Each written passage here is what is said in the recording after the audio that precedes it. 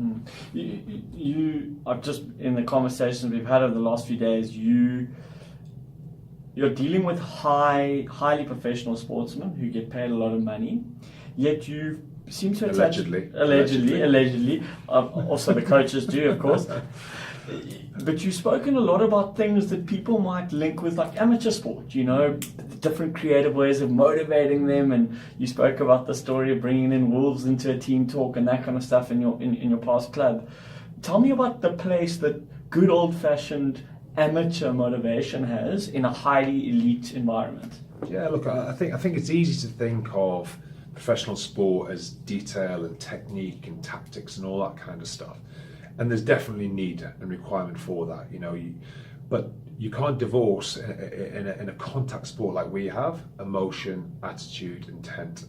So I think at any given time you're trying to marry those two facets of the game. So you want people that are smart, but you don't want people to work hard and not be smart.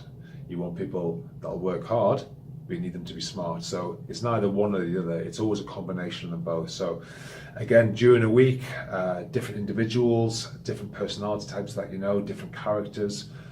You have to be a different coach at different times, and sometimes you need to push a button, and that might be an emotional button. Sometimes it might be something technical, or there's a flaw in the game, and all that we ask of them is to work hard. They've got to bring effort, and we've got to create an environment where their effort can shine and they can maximise their ability. And after that, how you motivate players, how you motivate teams, how you motivate energy, it is all down to individual styles as coaches, as people. And as I said, I think you also have to bend and flex a little bit about who you're speaking to, what will they respond to, and that's knowing your players. So one thing I've kind of observed here on my travels at the Rebels is that in particular David's ability to connect to players. Like he makes sure he invests time in people, and Eddie with England's exceptional at that. He makes sure he spends time weekly with each player to try and get bored, to develop a deeper relationship. On technical things, or on technical just things general? And games and talk. Like we all have our different ways. I'm get a lot of energy about talking with people, enjoy people's company. So we each have a different style of doing it. But the whole point, I guess, is that you want to know the person on a deeper level. You know the rugby player, you watch them, you analyse them, you give them critique on that. But it's also knowing the individual, because with those deeper conversations, you'll get more fruition. I think you get more bang for your buck.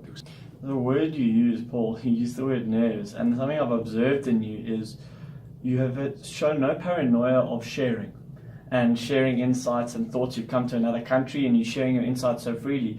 At your level, what is your view on sharing insights and thoughts versus keeping stuff secret so you've got a competitive edge?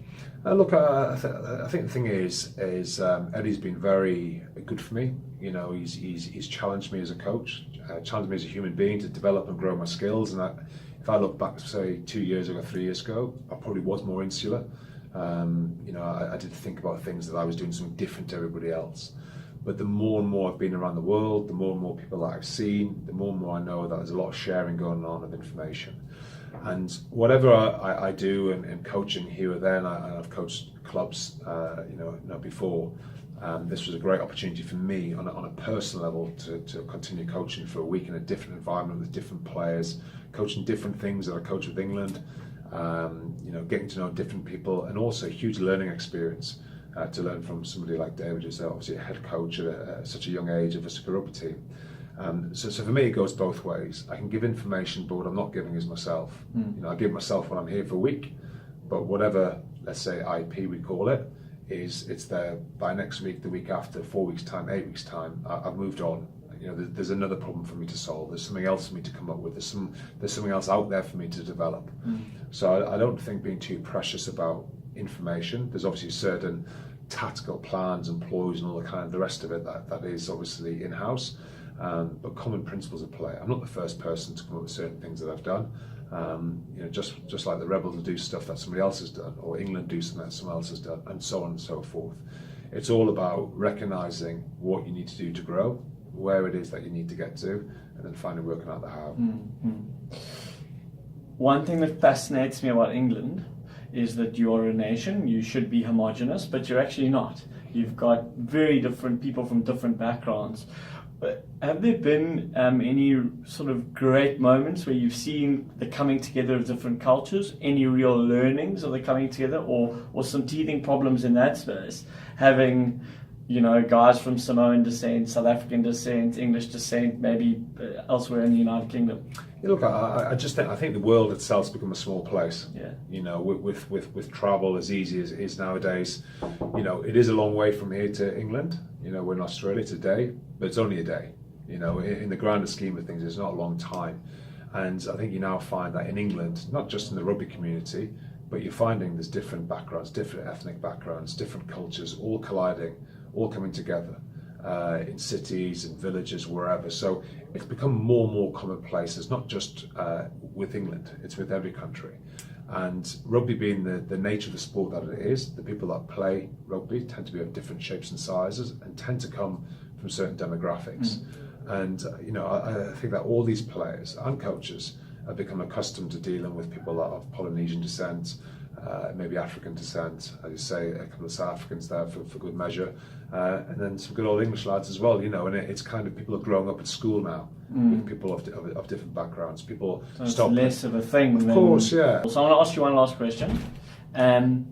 You are leading a high-performing environment. I'm definitely not leading. No, I'm saying it's a hypothetical. Oh. It's a hypothetical. Right, yeah. You are definitely not leading. You're hypothetically leading a high-performing environment. As succinctly as you can, what is an absolute non-negotiable in that environment? Can I say 4 words? Yeah. I almost was going to say 6 words there, but No, 6. Good people and high standards. Good people, high standards. Paul, fascinating. Thank you very much. I'd love to go any longer, but I did say it would be short. All the best, and good luck in the Six Nations for 3 in a row. Thanks a lot. Thanks, Paul.